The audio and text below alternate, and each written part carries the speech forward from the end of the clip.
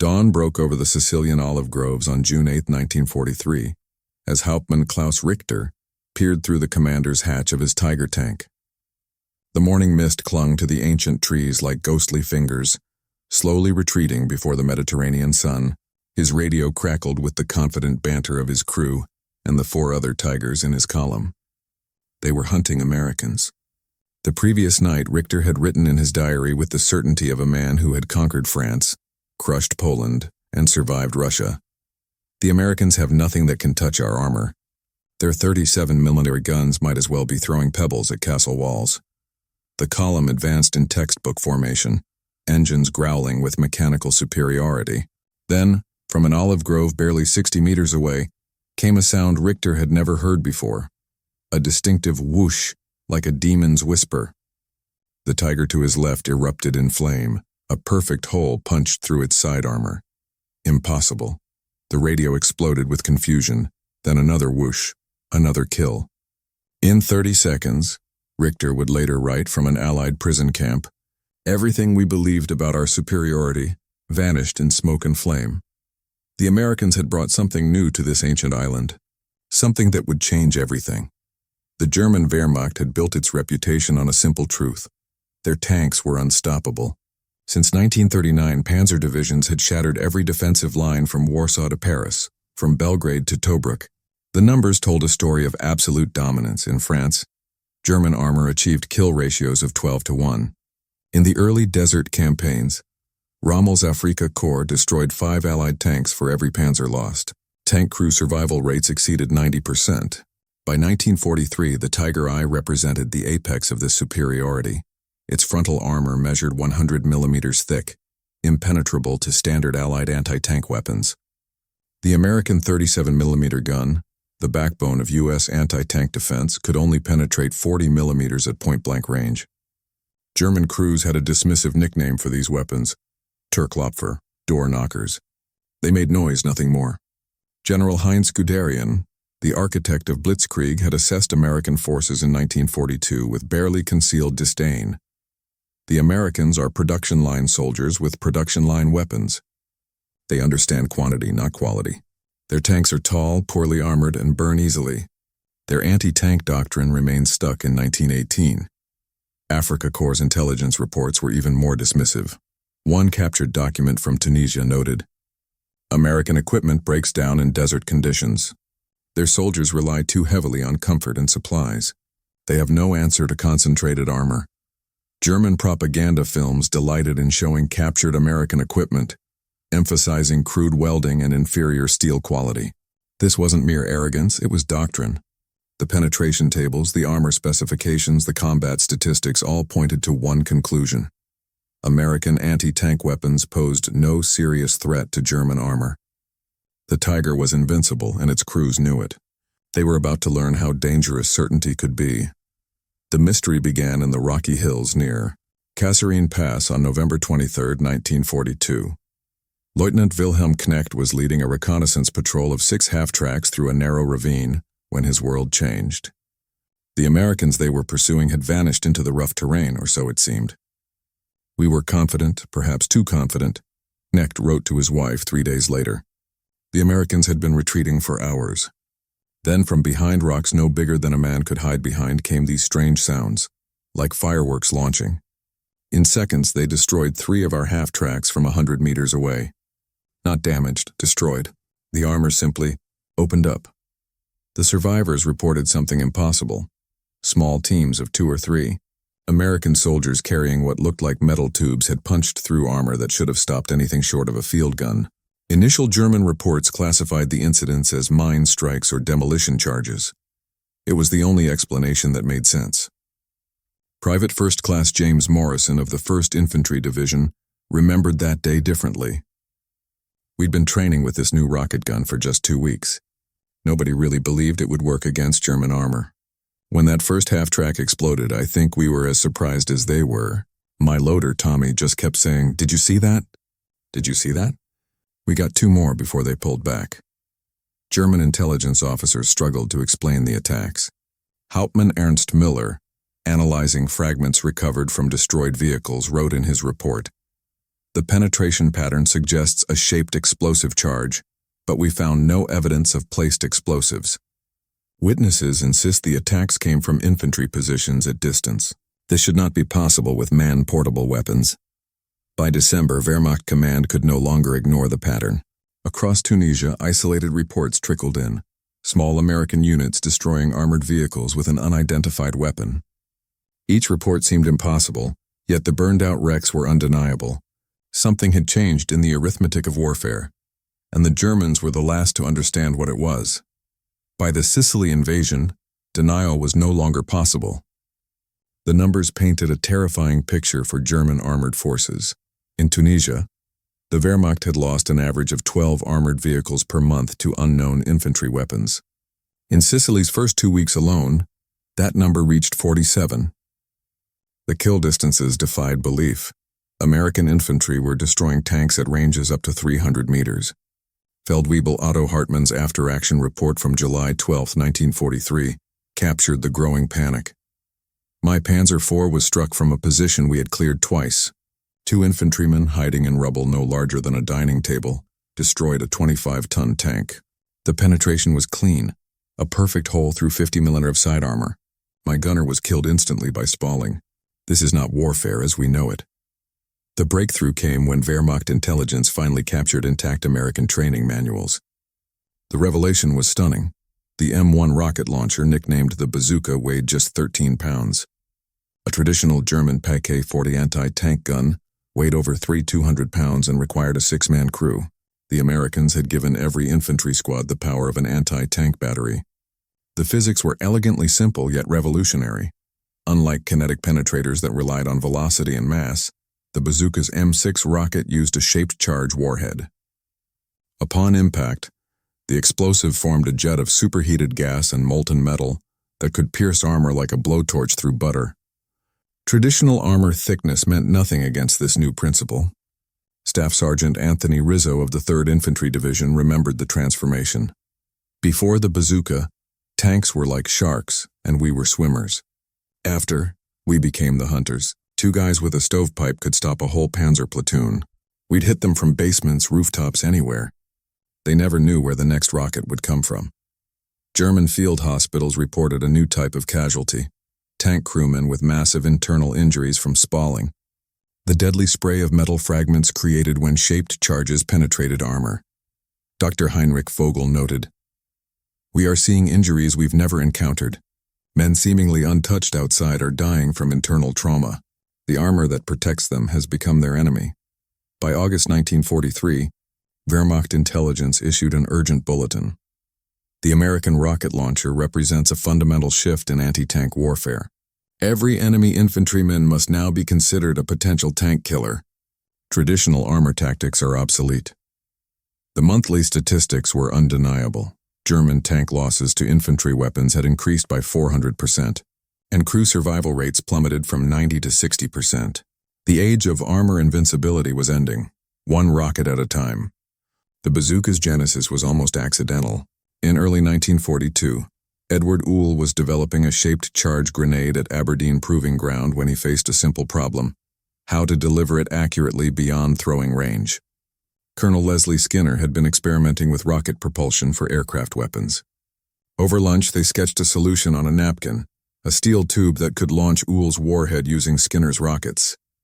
Within days, they had a working prototype. The genius lay in its simplicity.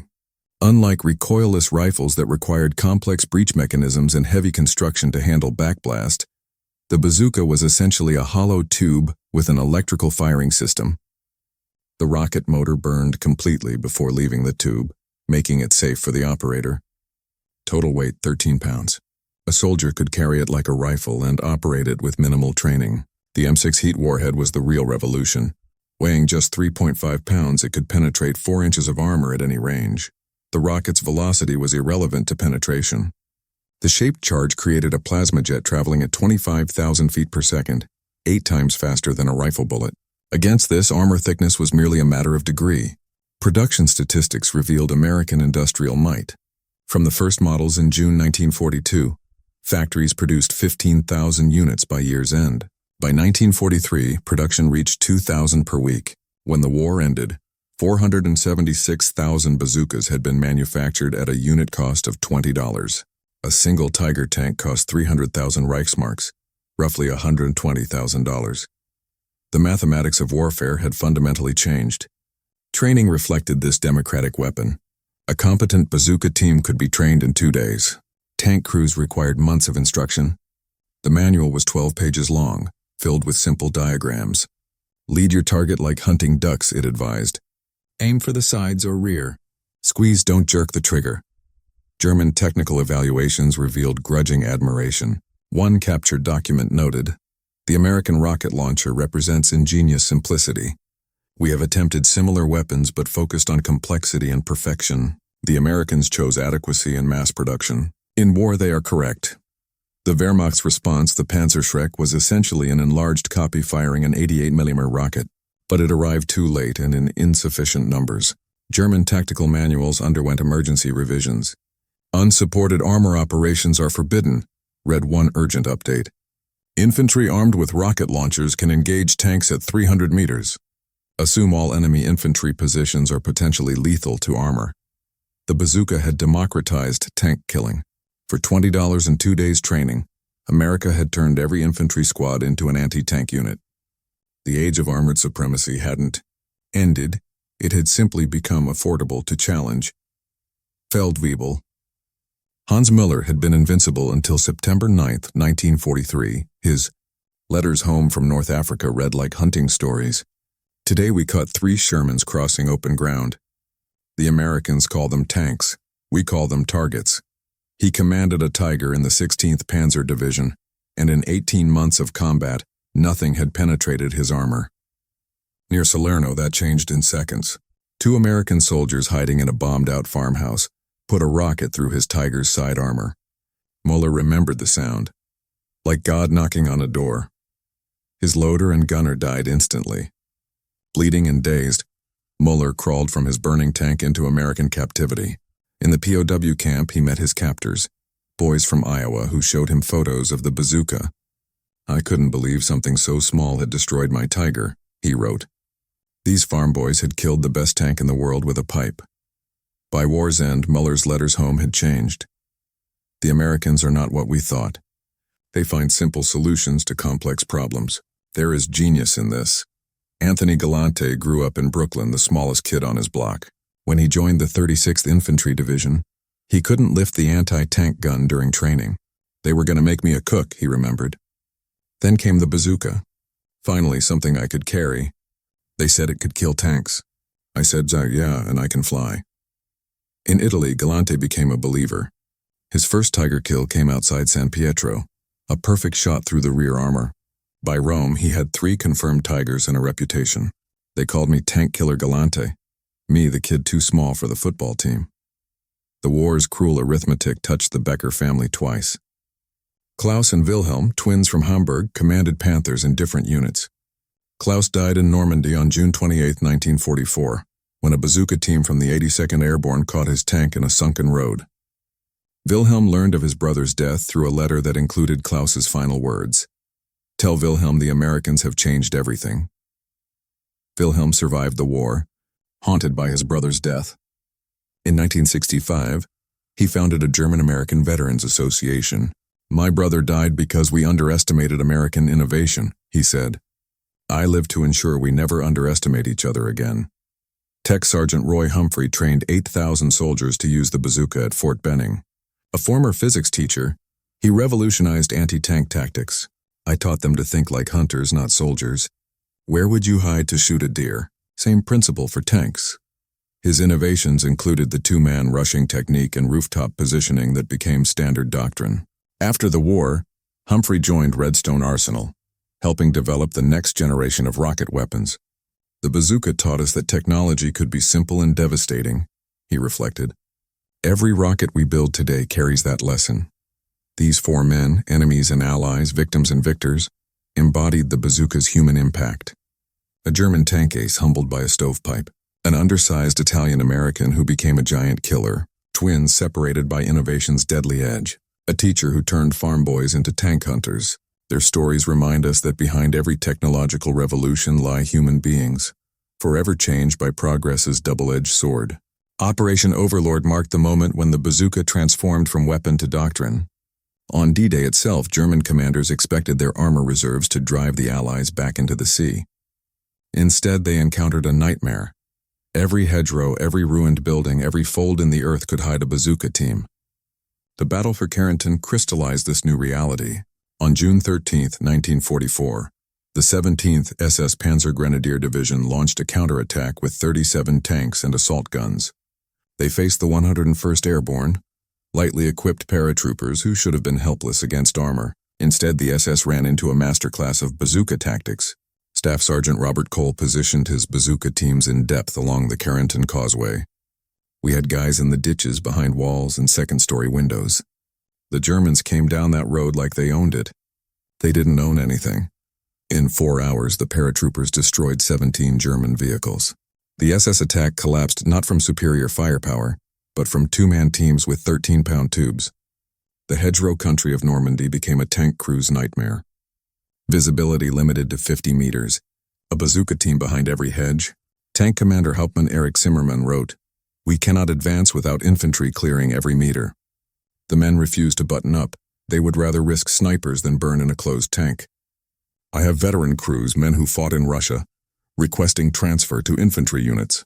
They say at least infantry can see death coming. Allied intelligence intercepts revealed the depth of German panic. One decoded message from the 2nd Panzer Division. Tank losses to infantry rockets approaching unsustainable levels. Request immediate tactical revision. Rommel himself signaled Berlin. Enemy rocket launchers have neutralized our armor superiority. Require immediate countermeasures. There were no countermeasures, only adaptation to a new reality. American production had reached industrial symphony. Factories produced over 1,000 bazookas daily by June 1944. Every infantry company had 18 tubes. Every tank rode with infantry escorts. The mathematics were relentless. For every German tank, dozens of potential killers waited. The statistical evidence was damning. In June-July 1944, German armor losses in Normandy reached 1,500 vehicles. Analysis showed 60% fell to infantry weapons, primarily bazookas. Tank crew refusal reports unheard of in the Wehrmacht appeared weekly. The panzer force that had conquered Europe was being hunted to extinction by men on foot. The turning point wasn't a single battle, but 1,000 small engagements where David beat Goliath. By late July, German tank doctrine, the foundation of their military success, had collapsed entirely. The bazooka hadn't just killed tanks, it had killed an entire way of war. The bazooka's success sent shockwaves through both armies, forcing adaptations that reshaped modern warfare. By August 1944, every German tank rolling off production lines bore Schürzen, steel side skirts designed to detonate shaped charges before they reached main armor. These desperate additions added weight, reduced mobility, and blocked vision ports. Tank crews called them battle skirts, a constant reminder of their vulnerability. Wehrmacht doctrine underwent emergency revision. Directive 51A, issued in July 1944, mandated, "No armored vehicle shall operate without intimate infantry support. Minimum ratio, 1 infantry squad per tank." The panzer force that had pioneered independent armored warfare now moved at walking pace, tethered to foot soldiers scanning for bazooka teams. Combined arms became not tactical preference but survival necessity. American confidence soared with each burning Tiger. Private First Class John Winters wrote home, "Mom, remember David and Goliath from Sunday school? That's us now. 2 guys with a stovepipe can stop Hitler's best." This psychological transformation reached absurd heights with Major Charles Carpenter, Bazooka Charlie, who mounted 6 bazookas on his L-4 Grasshopper observation plane. His improvised tank buster destroyed 6 German tanks and multiple armored cars, proving that innovation bred innovation. The Soviets, initially skeptical of American technology, urgently requested bazookas through Lend-Lease. By late 1944, 3,000 units per month flowed to the Eastern Front. Red Army reports noted, American rocket launcher superior to all existing anti-tank rifles. Request maximum possible allocation. Even Stalin's pride bent before the bazooka's effectiveness. The ripple effects transformed military economics. Germany diverted steel from U-boat production to manufacture Schürzen, Skilled welders left tank assembly lines to add protective modifications. The Panzerschreck program consumed resources planned for jet fighter development. Meanwhile, American factories converted from consumer goods to bazooka production. A former vacuum cleaner plant in Ohio produced 500 tubes weekly. Tank crew recruitment collapsed across the Wehrmacht. Training depots reported 50% fewer volunteers for armored units. Oberst Heinrich Müller noted, "Veterans tell recruits that tank service is a death sentence. They speak of American rocket teams as demons. We cannot maintain crew strength through volunteers alone." Allied planning evolved to maximize bazooka effectiveness. Operation orders included detailed bazooka team positioning. Artillery barrages focused on stripping infantry from tanks, leaving them vulnerable to rocket teams. The U.S. Army's Field Manual 7-35 underwent 3 revisions in 6 months, each emphasizing aggressive anti-tank tactics. Production priorities shifted dramatically. American ordnance reports showed bazooka ammunition production exceeding all other infantry weapons, combined by October 1944. The humble rocket had become the centerpiece of Allied infantry doctrine. From desperate innovation to strategic cornerstone, the bazooka had rewritten the rules of ground warfare in less than 2 years. By May 1945, the transformation was complete. In POW camps across Europe, German tank veterans spoke of the bazooka with a respect born from bitter experience. The weapon they had mocked as another American toy had become der Ofenrohr, the stovepipe, spoken with the same reverence once reserved for the 80 mm gun.